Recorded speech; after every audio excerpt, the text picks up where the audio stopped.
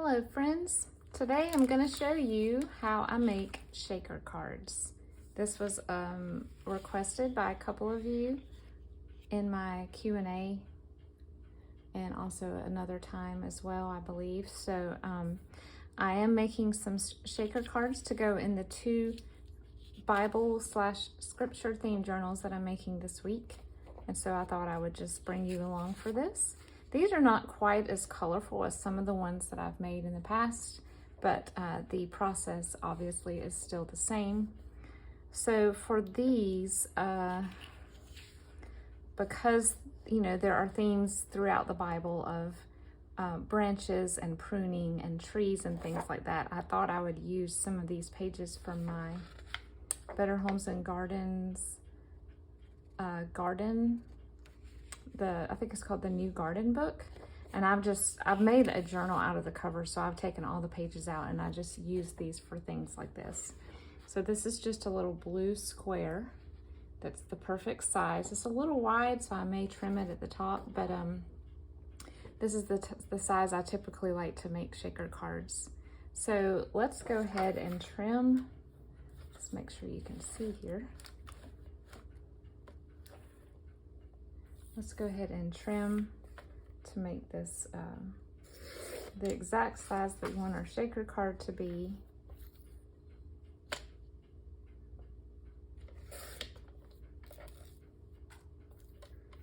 Trim a little bit off the top here. Kind of have to be careful with paper cutters like this on vintage book pages because they can easily grab it and rip the page. So I usually try to go slowly. Also, another trick you can do, instead of starting on an edge here, you can start in the middle and then go either direction. I have found sometimes that keeps it from catching on this little, where the page starts, if you have a really old page. You don't want to trim it so close to the words that you sew over the words if you want the words to show up. So just try to get it, leave yourself about 1/4 of an inch for sewing, unless you don't sew your shaker cards. You can also use glue or double-sided tape on your shaker cards. I just prefer sewing because it's, I just think it's easier than, I honestly hate dealing with double-sided tape. It's not my friend, so I love sewing if I can possibly do that. Okay, I'm just making sure that my borders are somewhat even or as close as I can get. That'll be okay. And then here, yep. So the first thing that I do is I go ahead and glue this down to whatever I want the back of the card to be. So in this case, I've chosen, this is just it's not really an ecru, it's probably a very, very light blush. It's got some pink to it, and it was a pack of pages that I bought at Michael's in a variety of pink and blush tones. So I use a glue stick for this, so there will not be any wrinkles in the paper, which is more important on thinner pages or on vintage book pages. They tend to buckle up more. And I'm using what's called a glue book to apply the glue. I got this idea from Diane Shaw at Shawcraft One. It's a great way to keep your workspace clean. I always put a piece of wax paper under here, but even that gets yucky if you glue directly on it with a glue stick. Okay,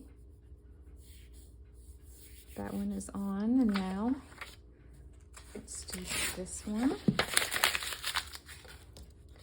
It's just a book that you don't care about, like maybe you've salvaged the cover because the cover is what you really wanted. And this is one of those books where the pages are, the minute you fold it, see, it just tears. So I don't know if that's the type of paper or how the book was stored, but it's super brittle, and even trying to tear it for collage, the tears don't always look great. They kind of splinter off into straight lines. So I don't typically like to use these for, I don't hoard these books for collaging. I use them as a glue book. And I do this also with almost all of the Reader's Digest that I take apart.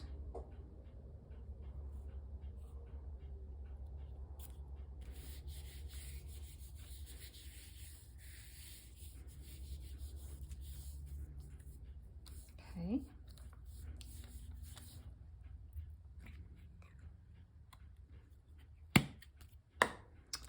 Now, when I know that this is somewhat dry, I go ahead and trim off the extra. And I don't leave a border.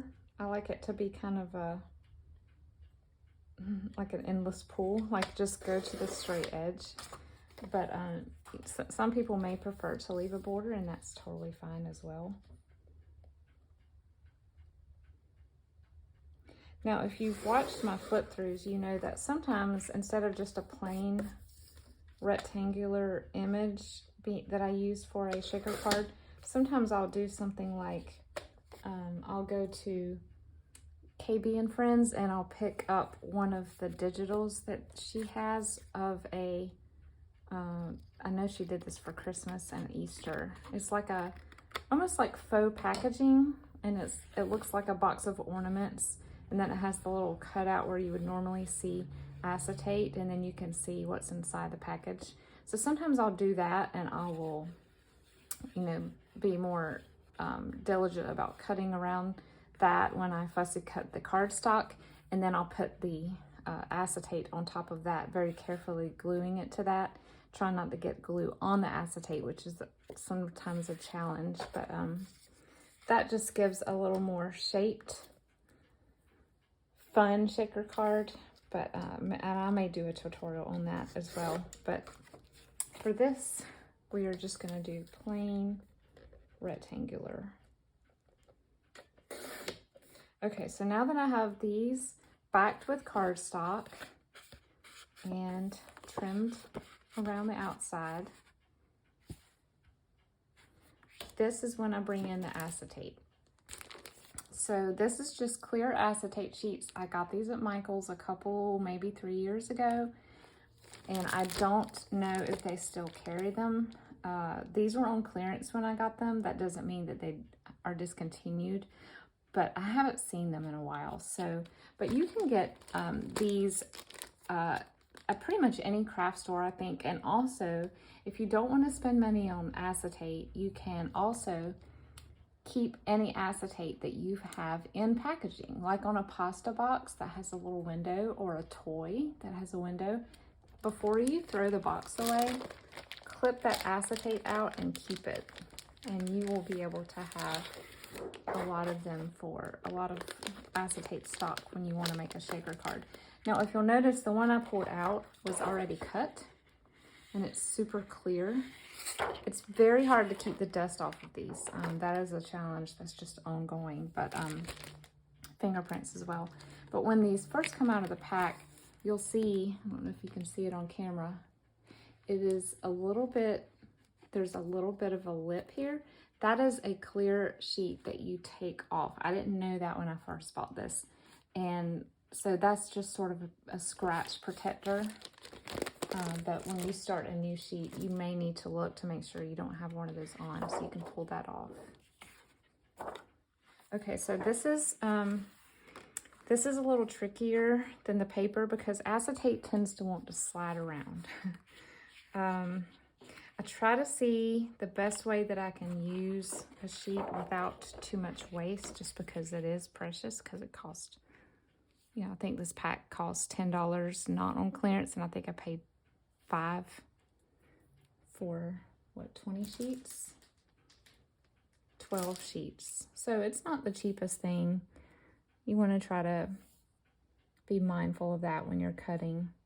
So you can cut it with scissors, or you can cut it with your trimmer if you can keep everything from sliding around. That's the hard part, like I said.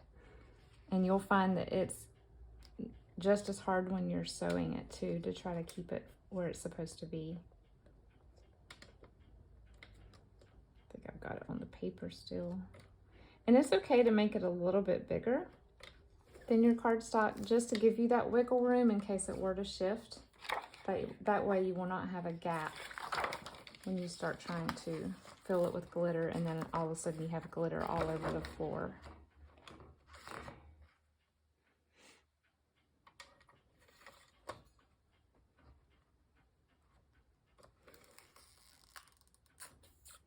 Okay, so this piece, see how I have a little bit of overhang?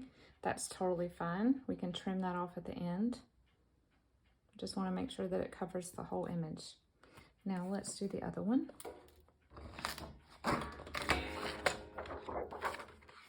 That's not big enough, so I'm going to have to go up here.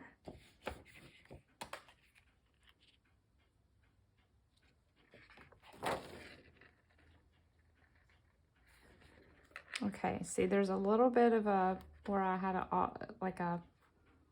went over a little bit the last time I cut something out, so I'm going to avoid that. I don't want that to be on my card front.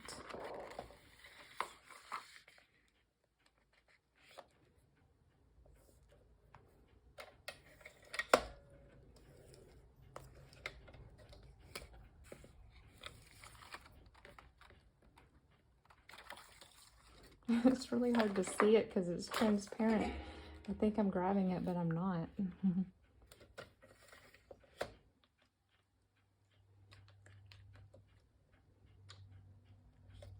Okay, something has shifted, either me or the acetate. Probably me. I'm shifting this little card around. Okay. Okay, we are done with this acetate. Put it aside because I will keep trying to grab it. All right, now we have that little messed up piece to cut off here. That goes in the trash bin. Okay, so now we have two perfectly, or almost perfectly, cut acetate sheets to go on top of our... Okay, so now we talk about fillers. You don't have to pick just one. I tend to kind of mix. And so there's super flat fillers like glitter, and especially fine glitter. And I like to add these as extras, but not as the sole filler, and I'll tell you why in a second. We also have sequins. These are from the Dollar Tree, and these have a little bit more lift. They're not as flat. And so basically what you want to do is have something in your mix that has a little more lift to it, so that the acetate will not stick so firmly down onto your paper, because that will not allow for much movement at all. But you don't want to put so much that all of a sudden your acetate sheet is buckled up and you can't fit it under your sewing machine, or it won't cover your image completely. In fact, I cut this one a little short, so I might want to trim this piece a little bit to make sure that I do not have a shortage of acetate when I start filling. Okay. So I usually try to do a mix based on what items would look good with the background image combined with what items look good together. So I think on this one, we definitely need to have some blue, but maybe bring in another color with it. One thing I forgot to grab that you can totally use, and I love using these, are seed beads. The tiny, let me see, I've got an anklet on. Let me show you. These little beads right here are perfect for shaker cards because they provide a lot of the lift that you need. Sometimes just this is all you will need to make the glitter float easily. But another option for an ingredient that will help with the lift are these are little polymer shapes that are made for creating resin jewelry. But as you see here, I bought one of the fruit collections, and then I have the florals right here. So I think honestly the florals would be a fun addition to both of these because they're plant themed. And then I just have a variety of, these are super fine glitters in this box, bag. But then I also have some chunkier glitters over here I have these little hexagons. I love using these.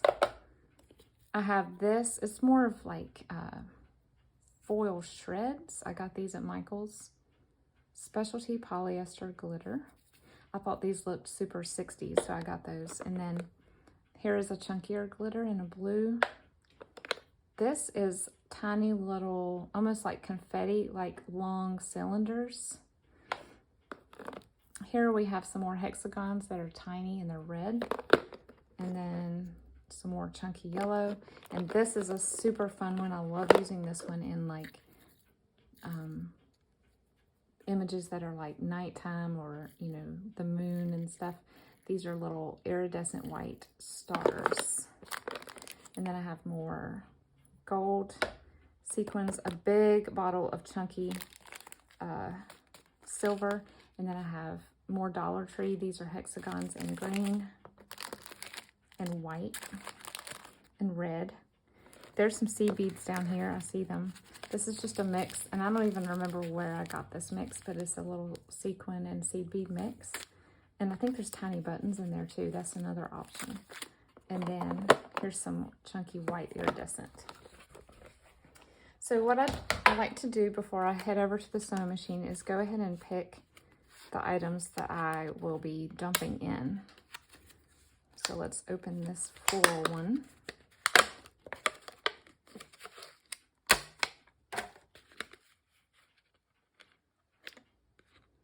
Get the staple out and I can recycle this little piece. Okay, so this one is very hard to open, and watch me spill this all over the place on the video. I think it pops. I think you have to, I don't know. I might want to open this one off camera because I would hate for flowers to fly everywhere. And then here, I think I'm going to choose some blue, and then I'm going to choose maybe a little bit of this and a little bit of this. And so once I pick out my glitters, we'll come back and I will take you to the sewing machine and you can watch how I sew these together to make the shaker card. Okay, first thing we're going to do is sew along 3 sides, and I usually leave a short side open just to make it easier. So I put it on straight stitch, and I usually do the height of 3 and the stitched width of 3. That's just standard, I think.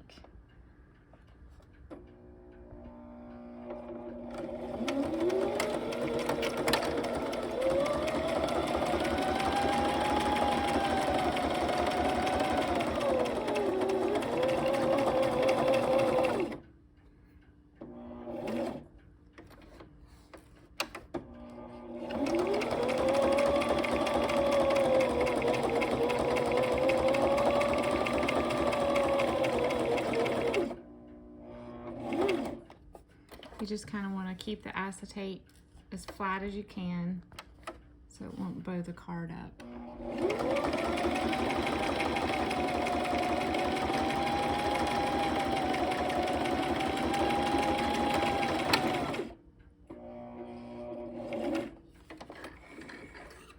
I know I have a thread cutter, but I always use scissors. It's just habit. Okay, so now you have a little envelope that you can start putting your additions into. So I'm just going to dump a little bit. It doesn't take much to create the effect that you're looking for. And then we'll do this shredded.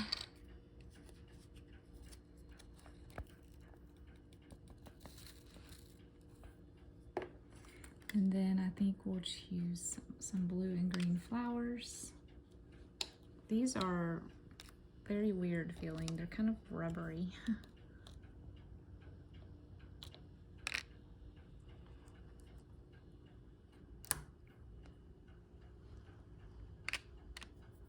And then a few sequins.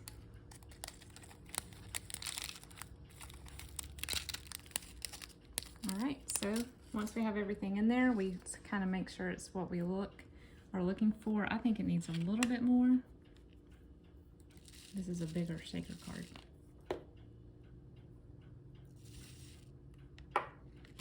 make sure this is clear of glitter, and then we close it up, trying to connect both threads.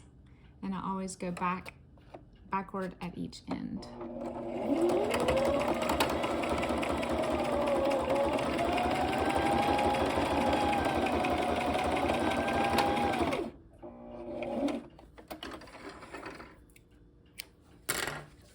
So here we go. We have a little bit of that lift that I was talking about to allow the little pieces to flow more smoothly, and then we have a writing surface on the back. Let's go ahead and do the other one. I've got glitter on everything.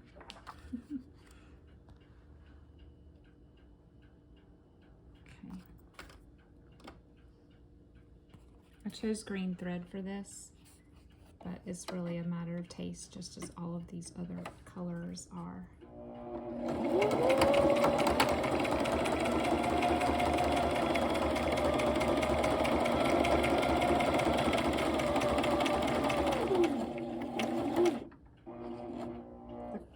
Getting to the corners makes me nervous.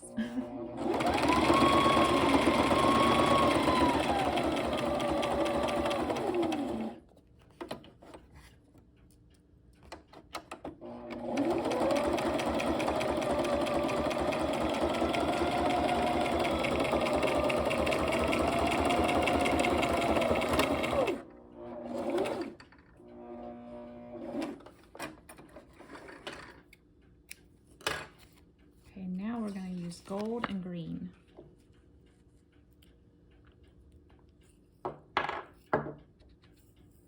This is a really cool bottle. My aunt gave this to me years ago. And I think it's what she used to store these sequins in. I just left it. Oh no, this one's leaking.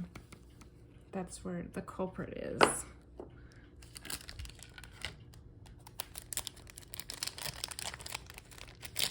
If you don't like glitter, you're probably not going to want to do this project because you will get it everywhere. I think glitter is great.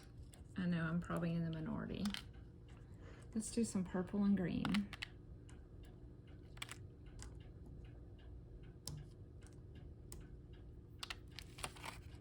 Okay, well that's good.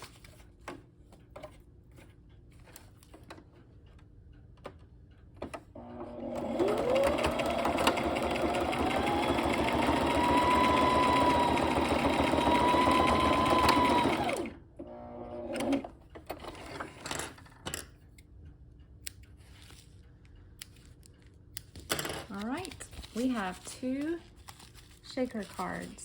Now I will say this project is a lot easier to do in the summer because in the winter, when static hits your house from the dry air, it makes you want to say bad words. But in the summer, it's pretty easy and everything flows like it should, and they ended up being super cute. Thank you for joining me today. I hope this helped demystify the shaker card with sewing machine, and I will talk to you next time. Bye-bye.